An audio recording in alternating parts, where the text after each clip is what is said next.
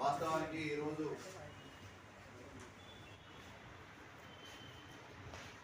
అలాగే ఈ సమావేశానికి నీతిగా నిజాయితీగా విలువలకు ఒక దిక్సూచిగా ఉన్నటువంటి మొరార్జీ దేశాయ్ ప్రభుత్వం పడిపోవడం తిరిగి కాంగ్రెస్ పార్టీ వారి ఒత్తిడితో రాష్ట్రంలో వేసిన భార్గవ కమిషన్ రక్షణకై హక్కులకై తన గలమెత్తి చట్టసభలు ఖండించిన నేటి తరానికి ఆదర్శంగా నిలిచిన కానీ తను జీవితంలో కీలక భూమిక పోషిస్తూ ఏ పౌరుడికైనా ఏ సమస్య వచ్చినా కూడా వెంటనే రెస్పాన్సిబిలిటీ అవ్వడం జరుగుతుంది. అలాగే నలిగంటి రత్నమాల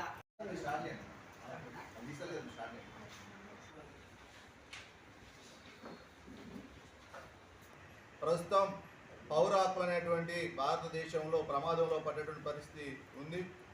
వ్యక్తి స్వేచ్ఛ, సమానత్వ హక్కు, దోపిడీకి వ్యతిరేకంగా పోరాడే హక్కు, రాజ్యాంగ పరిరక్షణకు ఇవన్నీ కూడా ఈరోజు వ్యక్తి స్వేచ్ఛకి సంబంధించినటువంటి అంశాలు, పౌరునికి సంబంధించిన హక్కులకు సంబంధించిన అంశాలు.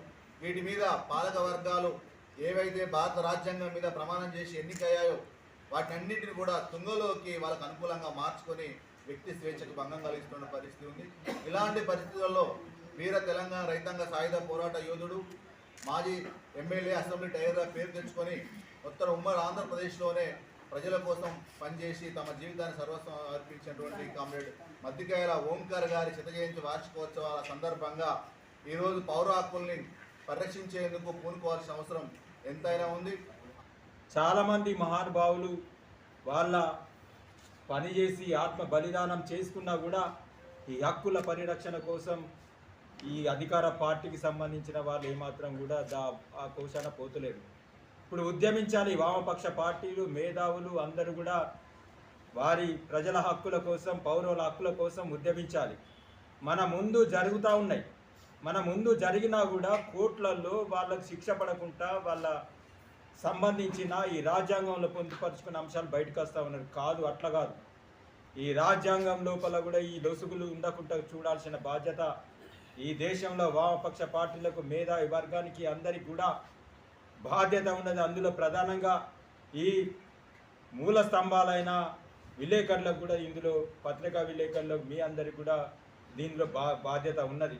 కాబట్టి రానున్న కాలం లోపల ఈ పౌర హక్కులకు భంగం కలిగించకుండా మనం ఉద్యమించాల్సిన అవసరం ఉన్నది. దానికోసం మేధావి వర్గాన్ని కూడా కలుపుకొని, విద్యార్థులందరినీ కలుపుకొని ఈ హక్కుల పరిరక్షణ కోసం దేనికోసం, ఏ ఆశయం కోసమైతే త్యాగాలు చేసి వాళ్ళ ఆశయాలను ముందుకు తీసుకుపోయడానికి మరొక్కసారి ప్రతిజ్ఞ కొన్ని మన హక్కులను, పౌర హక్కుల కోసం ఆయన నిర్వహించిన పాత్ర ఎలా ఉండే, నేడు పౌర హక్కులు ఏ విధంగా నిర్వీర్యం చేస్తూ ఉన్నాయి ప్రభుత్వాలు అని కనుక చూసినట్లయితే ఉంటే, ఇవాళ బీజేపీ ప్రభుత్వం అధికారంలో ఉంది. పౌర హక్కులన్నింటినీ కూడా కాలరాస్తూ ఉన్నది. మొత్తం ఆపరేషన్ కగార్ పేరిట గిరిజనుల యొక్క జీవన చిత్రాన్ని, జీవన విధానాన్ని మొత్తం చిన్నాభిన్నం చేస్తూ ఉన్న పరిస్థితులు ఉన్నాయి. పౌర హక్కులని చాలా అత్యంత దారుణంగా నిర్వీర్యం చేస్తూ ఉన్నది. పౌరుడు కనీసం జీవించే హక్కు లేకుండా చేస్తూ ఉంది.